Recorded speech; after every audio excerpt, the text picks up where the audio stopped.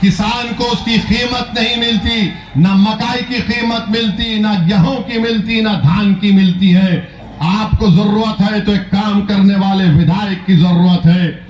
सिंचाई का कोई इंतजाम नहीं है। डीजल ट्यूबवेल की वजह इस्तेमाल करने की वजह से किसान को बड़ी तकलीफ हो जाती है, उसके मुनाफे में कमी आ जाती है।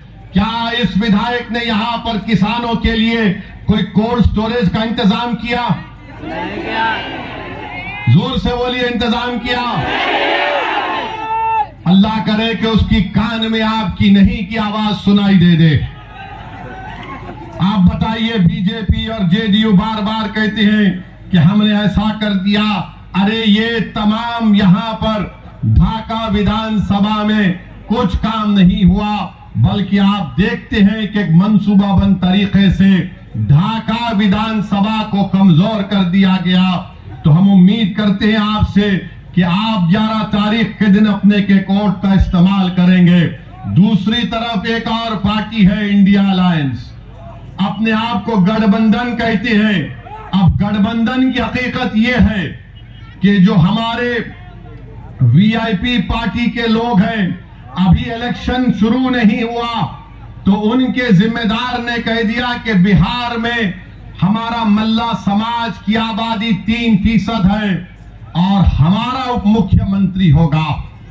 मैं आपसे पूछना चाहता हूं, अगर मल्ला समाज जो 3% की आबादी है और वो तेजस्वी के बाजू बैठकर कहता है कि हम उप मुख्यमंत्री होंगे, मैं ढाका की आवाम को और बिहार की जनता को और खास तौर से वो 17% अल्पसंख्यक समाज को एक पैगाम दे रहा हूं। 3% है और उनकी ताकत को देखो आप, उनके सियासी शऊर से सबक हासिल करो आप, और उनकी बहादुरी को देखो कि 3% और कह रहे हैं कि अगर हमारी सरकार बनेगी तो उप मुख्यमंत्री हमारा होगा। बताओ आप 17% है, अगर मल्ला का बेटा उप मुख्यमंत्री बन सकता तो क्या आदम का बेटा मुख्यमंत्री नहीं बन सकता? अगर मल्ला का बेटा उप मुख्यमंत्री बन सकता तो क्या मोहम्मद का बेटा नहीं बन सकता मुख्यमंत्री? मेरे भाई, फैसला आपको करना है। 17% है, 3% है और 14% है। 14% है तेजस्वी, और आप देते हैं टिकट उनको कितना? 14 है तो 36% टिकट दिया। जो 17% है उनको क्या दिया? उनको लॉलीपॉप दिया और बोला कि बेटा चूसते रहना। तुम 14% और 36% तुम, और हमको बोल रहे दरी बिछाओ, दरी बिछाओ, दरी बिछाओ। हमारी बात क्या है कि हम हिस्सा चाहते हैं, बराबरी चाहते हैं। हम किसी के जर खरीद गुलाम नहीं है। तुमने आज जंजीरें तोड़ दी है। अगर यह हकीकी तौर पर आपको जंजीरें तोड़ना है तो अपने दिमाग से इस बात को हमेशा के लिए निकाल दो कि हम किसी के गुलाम नहीं, हम बराबरी चाहते हैं। अगर आप अपने दिमाग से इस बात को निकाल देंगे हमेशा के लिए, तो याद रखिए आप और हमसे इंसाफ होगा। बिहार तरक्की की राह पर जाएगा। अरे जो लोग बार बार एमवाई बोलते हैं, अरे बताओ कौन है? 15 साल लालू परिवार के लोग मुख्यमंत्री रहे, 20 साल से नीतीश कुमार मुख्यमंत्री हैं, 2 मर्तबा तेजस्वी उप मुख्यमंत्री बन गए। अरे हम पूछना चाहते हैं कि आखिर हमारा रोल क्या है? मजलिस आपको कह रही है कि राणा रंजीत हमारा बेटा, हमारा भाई है। आप राणा रंजीत को वोट भी डालेंगे और वोट भी हासिल करेंगे। याद रखिए, डरना नहीं है बीजेपी से। जमहूरियत है, ये चंपारण की सरजमीन है। जुल्म करने वाले अंग्रेजों को हमारे बुजुर्गों ने मार मार कर भगा दिया था। अब आपको सिर्फ 11 तारीख को वोट डालना है राणा रंजीत को। क्या आप वोट डालेंगे राणा रंजीत को? क्या आप इन बत्ती गुल करेंगे? तो बत्ती गुल करने का तरीका यह है कि पतंग छाप पर बटन दबाइए, बटन दबाइए। और ये लोग जो हम पर उंगलियां उठाते हैं, हमको गाली देते हैं और बोलते हैं ओवैसी भड़काऊ भाषण देता है, ओवैसी वोट काटने के लिए आया। तो सुनो, 17% अल्पसंख्यक समाज बिहार के तुम्हारी तबाही और बर्बादी की दास्तान को तुम्हारे सामने बयान कर रहा हूं। क्या तुम जानते हो कि मुसलमान महिला 90% मुसलमान महिला अपने घर में मजबूर हो जाती है अपने बच्चे औलाद को जन्म देने के लिए? कहां गया तुम्हारा विकास? ये मैं नहीं कह रहा हूं, बिहार सरकार का डेटा कह रहा है। बिहार सरकार का डेटा कह रहा है 28% लोग बिहार के पलायन करके चले जाते हैं, जिसकी वजह से बिहार के 30 से 50% घर अपने बेटे से, अपने बाप से, अपनी औलाद से, शहर से महरूम हो जाते हैं।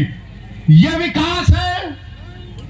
यह तुम्हारा डबल इंजन की सरकार है कि 28% लोग बिहार के अपना पेट पालने के लिए, अपनी औलाद को पढ़ाने के लिए, अपनी बहनों की शादी कराने के लिए घर बार छोड़ के चले जाते, और देश के प्रधानमंत्री आकर कितना बकते हैं, कितना बोले जाते हैं। मेरे अजीज दोस्तों और बुजुर्गों, मैं आपको बताना चाह रहा हूं कि बिहार में नीतीश कुमार की 20 साल की सरकार और 15 साल की राजद की लालू परिवार की सरकार, वो पहला जंगल राज था, ये दूसरा जंगल राज चल रहा है। इन दोनों जंगल राज से बिहार को छुटकारा दिलाना है। क्या आप इस जंगल राज को खत्म करेंगे? अगर आप जंगल राज को खत्म करने का इरादा कर लिए तो यकीन जानिए बिहार अपनी तरक्की की ऊंचाइयों तक पहुंच जाएगा। और ये जो हमारे तेजस्वी के साथ जो लोग हैं, बार बार हमको निशाना बनाते हैं। अरे मेरे भाई, जब 3% उप मुख्यमंत्री बन रहा है तो तुम क्या कर रहे हो वहां पर बैठकर? तुम सिवाय खव्वाली के कुछ नहीं कर सकते वहां पर तेजस्वी के दरबार में। बताओ क्या हासिल करोगे तुम? क्या हासिल करोगे? कितनों को टिकट मिलता है? 17% है। कितनों को टिकट दिए बोलो राजद वालों? और जो 14% है उनको 36% टिकट दिया जाता है। यह सामाजिक न्याय है? यह एमवाई का कॉम्बिनेशन है? यह सबको साथ लेकर चलने की बात होती है? याद रखो मेरे अजीज दोस्तों और बुजुर्गों, मेरी इज्जतदार मां और बहनों, नौजवानों, यह लड़ाई तुम्हारी है। कल का मुस्तकबिल तुम्हारा होगा। अगर आज आप अच्छा फैसला करेंगे तो इंशाअल्लाह ताला मुझे उम्मीद है कि आपकी एक लीडरशिप पैदा होगी, और राणा रंजीत जब कामयाब होगा यहां से इंशाअल्लाह, तो पूरे भारत में एक इनकलाब आ जाएगा। पूरे भारत में एक इनकलाब आ जाएगा। ये कौन है राणा रंजीत, जिसको ढाका की जनता ने अपना विधायक बना दिया? अगर सेकुलरिज्म को कामयाब करना है, अगर सबको मिलकर एक साथ, जो लोग बार बार पुकारते कि मिल के रहो, मिल के रहो, आज मैं आपसे अपील कर रहा हूं कि आज हमको अपने इस बेटे को और भाई को कामयाब करने के लिए अपने वोट का सही इस्तेमाल करना पड़ेगा। आप करेंगे ना इंशाअल्लाह? हाँ, एक बात याद रखिए, जब महात्मा गांधी यहां पर आए थे और नमक का एहतजाज शुरू हुआ था, उस नमक के साल्ट एजिटेशन में हमारे बुजुर्गों ने हिस्सा लिया था। सब ने कहा कि हम नमक नहीं बनाएंगे, गांधी ने पैगाम दिया था। मगर आज जो गांधी के साथ नहीं थे, आज बिहार में खड़े होकर कह रहे हैं कि नमक हराम है।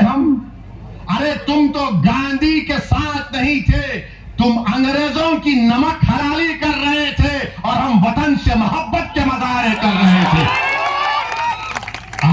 बोलते हैं। और दूसरा ये है कि अमित शाह बार बार बोलते हैं नहीं नहीं घुसपैठी को निकालेंगे। अरे घुसपैठी कहाँ है? 65 लाख नाम तो इलेक्शन कमीशन ने निकलवा दिए, फिर और 3.5 लाख नाम निकाल दिए। कितने घुसपैठी निकले? 2। अमित शाह, मोदी, हम आपको कह रहे हैं घुसपैठी दिल्ली में बैठी है। घुसपैठी दिल्ली में बैठी है, जिसको बांग्लादेश की जनता ने उखाड़ कर फेंक दिया। मोदी ने कहा आ मेरी बहन,